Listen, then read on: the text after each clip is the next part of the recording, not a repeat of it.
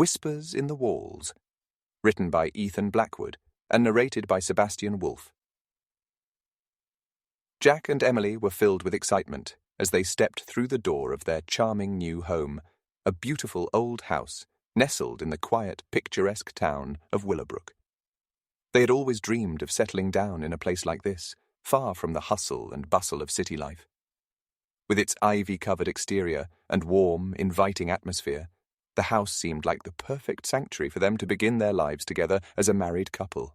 The previous owner, an elderly widow named Mrs. Thompson, had left the house almost fully furnished, making the process of moving in much easier for Jack and Emily. They were grateful for her generosity, though they couldn't help but feel a slight unease about some of the items she had left behind, especially the numerous old portraits that adorned the walls, their subjects gazing down at the couple with solemn, unsmiling expressions. Over the following weeks, the couple busied themselves with unpacking boxes, arranging furniture, and adding their personal touches to the house, transforming it into a warm and cozy nest.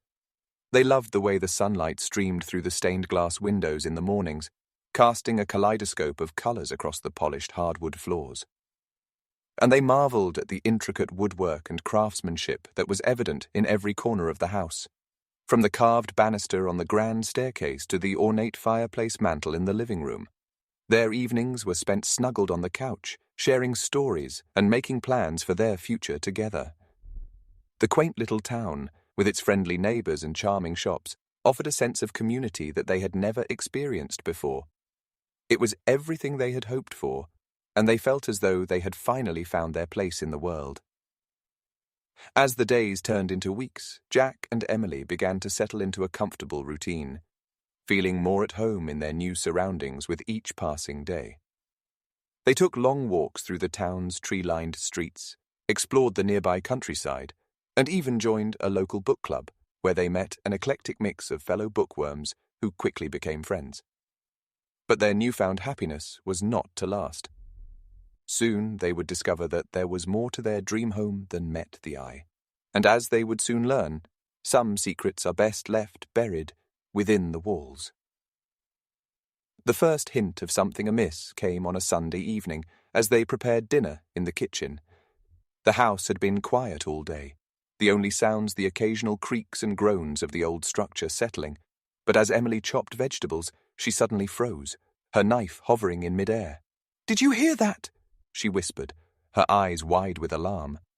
Jack, who had been stirring a pot of sauce, glanced over at her, puzzled. "Hear what?"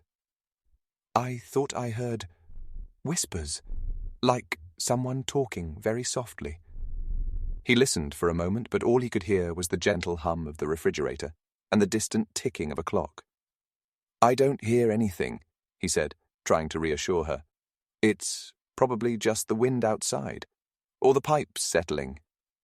Emily nodded, but she couldn't shake the uneasy feeling that had settled over her. Little did she know, it was only the beginning.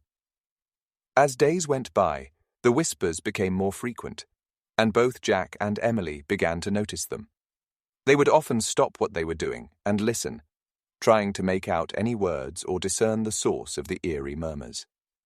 But every time they tried to pinpoint where the sounds were coming from, the whispers seemed to fade away, leaving them feeling both frustrated and increasingly unnerved.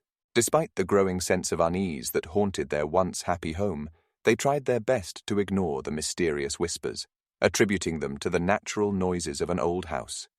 But deep down, they both knew that there was something inexplicable happening, something that couldn't be easily dismissed. One evening, after an especially unsettling episode of whispers that seemed to echo through the house, Emily finally suggested what they had both been thinking. "Jack, I think we need to find out what's going on. I don't want to live in fear in our own home." Jack agreed, and they decided to take action. They started by researching the history of the house and its previous occupants, scouring the local library and online archives for any information they could find. But their search turned up nothing out of the ordinary, just a long line of previous owners who had lived seemingly normal lives. Feeling at a loss, they decided to confide in their new friends from the book club, hoping that someone might have an idea of what was happening. As they shared their story, they were met with a mixture of concern, disbelief, and even a few good-natured jokes about their house being haunted. But then one of their friends, an older gentleman named Arthur, spoke up. He had lived in Willowbrook his entire life and knew the town's history like the back of his hand. He shared a local legend about a hidden room within the walls of the house, a room that was said to hold a dark secret. At first, Jack and Emily were skeptical. It sounded like the stuff of ghost stories and campfire tales, but as the whispers continued to plague them, they decided to investigate the possibility of a hidden room, hoping that finding it might provide some answers and maybe even put an end to the unsettling sounds that echoed through their home. With Arthur's help, Jack and Emily began their search for the hidden room. They examined the house's blueprints and scrutinized every inch of their home, searching for any sign of a concealed entrance. Days turned into weeks, and still they found nothing. But the whispers persisted, growing louder and more insistent, pushing them to continue their search. One day, as Emily was dusting the shelves in the library, she stumbled upon a peculiar book. It was old and worn, with a faded title that she could barely make out, Whispers of the Past. Intrigued, she pulled the book from the shelf, only to find that it was not a book at all, but rather a cleverly disguised lever. As she pulled it, a section of the bookcase swung open, revealing a hidden passageway that led into darkness. Overcome with a mix of fear and curiosity, Jack and Emily ventured into the hidden room, flashlight in hand. The air inside was stale, and a thick layer of dust covered every surface.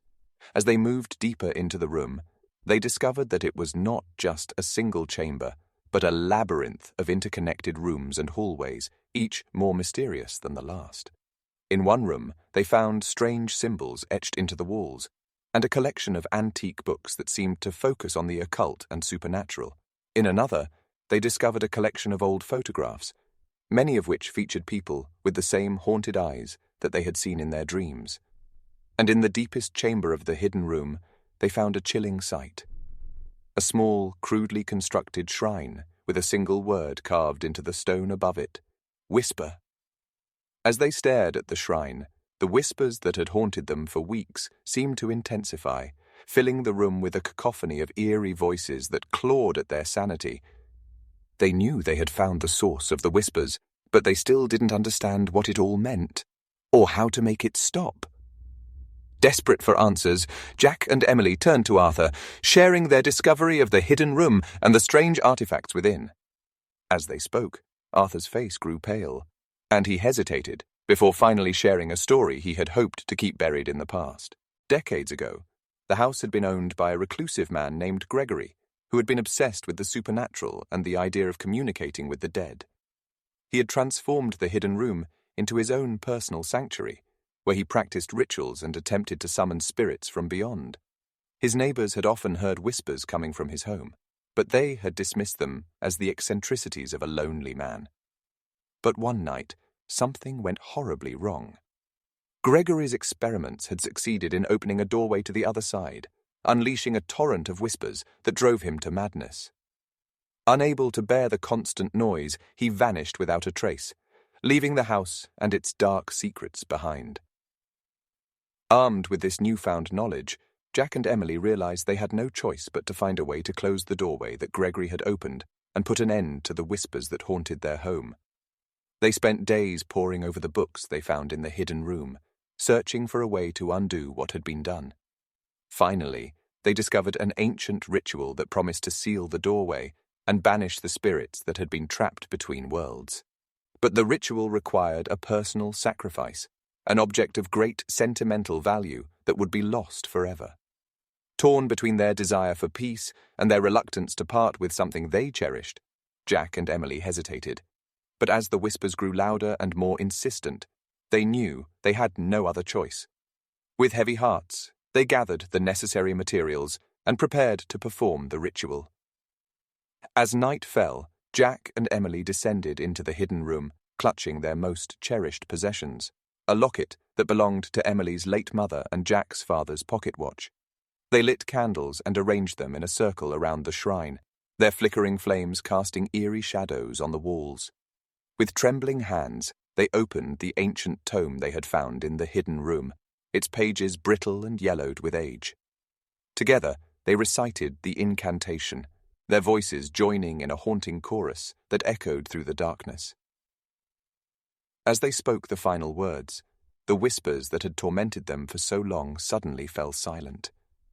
The air in the room grew heavy, as if the very fabric of reality was bending under the weight of their words.